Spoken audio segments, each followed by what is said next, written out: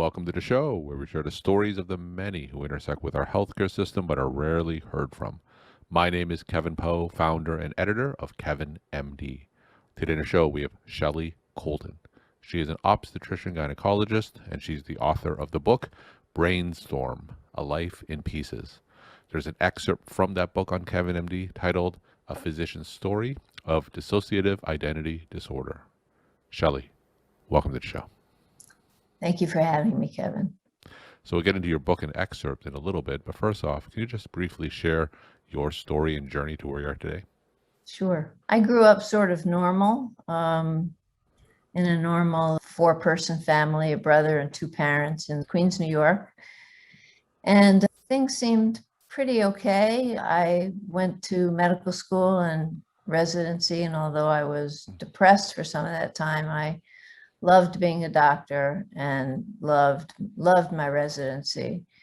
I then was in a relationship with another woman, and somewhere during that time, she decided to go to medical school.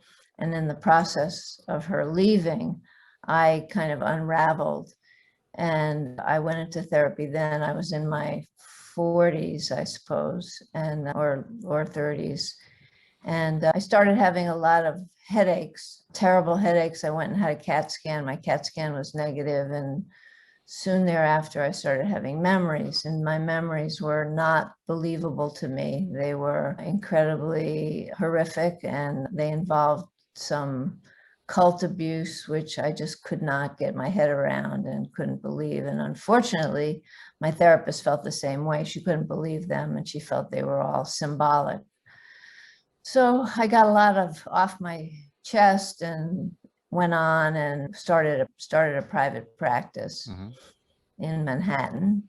And somewhere during that time, I met my present partner of 20-something years, and I was horrible. I was breaking up and getting together and breaking up and getting together and breaking up and getting together. And I don't know why she stayed with me, but she did. And I went back into therapy at the suggestion of our couples therapist.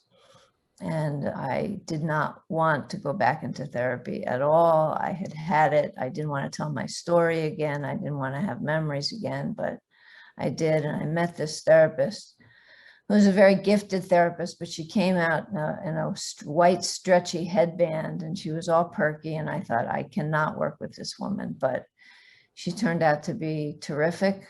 And came in to one of our first meetings, or second or third meetings, I should say, with a pile of literature about abuse and ritual abuse in particular.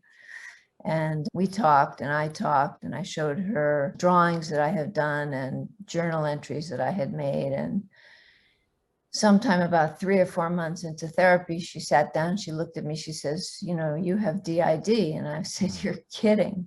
And she said, no, I'm not kidding at all. I've seen a person here in the room who's really separate from you and who you don't remember. And now I've seen another, and I'm pretty certain of the diagnosis. So I was kind of torn between distressed and relieved that maybe she was going to actually figure out what was going on. I went home, I told my wife and my older daughter that I had DID, and they both said, oh, of course, that makes total sense, which then really flipped me out.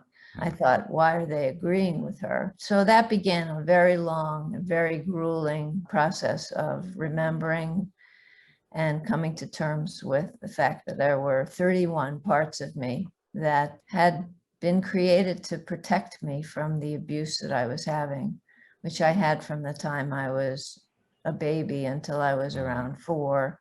And then again at 7, and then again in my teens. So that's my short story. Sure. So DID being dissociative identity disorder. And before getting more into your story, just tell me, audience who may not be familiar with DID, what exactly that is. Well, it's the old multiple personality disorder. And what it actually is a situation where during a period of abuse, you create different parts of yourself to deal with pain that you cannot stand on your own. And those parts are separate from your consciousness. They act separate from your consciousness, so they have a life of their own in a way before you rein them in. And there are angry parts and sad parts and panicked parts and just parts that remember a lot of different things. And you don't heal until you have owned all of them and heard all of them and brought all of them together into your consciousness. It's a very long and difficult kind of therapy. So, in terms of how your DID affected you as a physician, what are some ways that it changed you? Well, while I was going through it, it made me, I was pretty panicked for a long time, but working and seeing patients really grounded me. So, at the advice of several therapists who said that I should take 6 months off, I said, absolutely not. I can't be away from my patients because they really make me feel whole and good. So during the process of therapy, my practice pretty much stayed the same. It grew and I grew with it, and it's quite large now, and I'm pretty happy and proud that it survived. It survived me. Since then, I have learned to tune in much, much better to patients, both their psychiatric issues and their medical issues, a lot of which have to do with abuse, unfortunately. In women, it's about 1 in 3, and that turns out to be pretty true. So, as an obstetrician-gynecologist, when you said that you're more attuned to the patients in the exam room, what are some examples of that? Well, before I was really well, I do a lot of transvaginal ultrasound. It's kind of a subspecialty of mine. And before I was really healed, I would be scanning someone, and I was just learning the machine. I was just learning how to do it. I was very focused on doing it right and pressing the right buttons, and the lights were off. And I noticed that when I turned the lights back on, the patient would be crying. And I would ask what was wrong, and they either say, I don't know, or they'd say, well, my father raped me, or this teacher molested me, and there I was, really reenacting in a way some of the abuse, because I was so disconnected from them and from what they were going through, because I was trying to figure out by machine that, I found a lot of sadness. When I was fully integrated, which came years later, I was able to interact with the patient and take care of the patient at the same time I was scanning. I was able to do both things at once. So it really made me much more aware of the subtleties and some of the not so subtle things that women come up with in their GYN meetings. So, you share more of your story in your book. It's titled Brainstorm, A Life in Pieces. So, tell us more about some of the key messages that you want readers to come away with in your book. Well, I think that there are two right off the bat, and that's a DID, which is unfortunately not a very welcome diagnosis in the psychiatric community, is real, and that it is missed often. Patients are often thought to be schizophrenic or have personality disorders, when in fact they have DID and they have a history of abuse. So for doctors in particular, the message I would like them to get is that psychiatric diagnoses are just like medical diagnoses. You have to listen to the patient. You have to be thinking of a diagnosis. You have to not be trying to pretzel a patient into a diagnosis that you've already made. And you need to know what your skills are to handle them. In a psychiatric situation, if you've never handled a patient who's had trauma and it makes you anxious to feel like you're going to be dealing with them, you shouldn't be. And I think that's the same in medicine. When we come across a patient who we're not prepared to take care of, we shouldn't be doing it. We should be getting help. So that's sort of my main message to other clinicians of all sorts. Now, tell me a little bit about that therapy process. You did mention that it was grueling. Give us an idea that would illustrate how grueling that was. Well, I was someone who I had to reenact every memory just about that I had in order for me to believe it. That's not the way it happens for everybody with DID, but for me, I was having to relive situations where I was tortured, where I was made to feel really, disgusting and bad about myself. And my therapist was my sort of, my rock and my kind of love energy, so that all of the hateful energy that was inside of me that had to come out in terms of both talking and relating, and also what's called abreacting, which is to reenact a memory that you've had, such as reenact drowning or reenact physical torture or sexual torture. And I did that a lot on her floor and, on the chair and just about anywhere I could get where I was small and I was being hurt.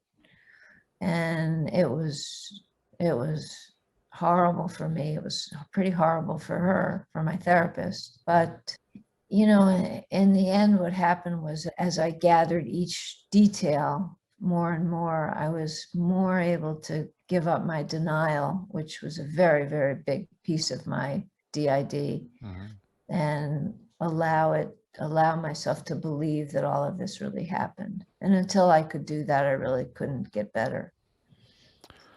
Now, you mentioned that you were still practicing medicine while undergoing therapy, and you mentioned that medicine actually grounded you and helped you. I can imagine how difficult it would be to still practice medicine with everything else that was going on. Yeah. Did your colleagues know about some of the treatments and therapy that you were going while you were going to the clinic? Yep. My partners knew, a few of my staff knew, but none of my patients knew. And what would happen was I was very panicked. I would go into my office and kind of get over my panic and then walk out. I had a doctor part who was very intact and very, very much in my consciousness. So I was able to function quite well, despite the fact that I was having all this panic. I had my panic in private, and then I did my doctoring in the room. And yeah, it was very hard, very hard. I was able to pull it off, but it was very hard. We're talking to Shelley Kolton. She's an obstetrician-gynecologist. She's the author of the book, Brainstorm, A Life in Pieces. There's an excerpt from that book on KevinMD titled, A Physician's Story of Dissociative Identity Disorder. Shelley, one of the things that you mentioned earlier is that your lived experience allowed you to better connect with patients with whether known or unknown trauma. But for those clinicians who don't have that lived experience, do you have any tips and advice that you could share with these clinicians on how they can better connect with patients with perhaps undiagnosed trauma? Well, I think the first thing is they can ask the patient. And we've all learned that you almost make your diagnosis with history and your exam, and it becomes somewhat secondary. And that's certainly true with this. You have to ask the patient if they have any history of mental illness or any history of trauma or any history of sexual abuse before you even examine them. Some patients will know, other patients won't know. Some patients will seem very skittish and afraid of being examined, but won't know that they have a history of anything. But the biggest thing is to believe it exists and to ask about it. And that would be my advice to just about anybody dealing with patients or clients. And my final question, what are some of your take-home messages that you want to leave with the KevinMD audience?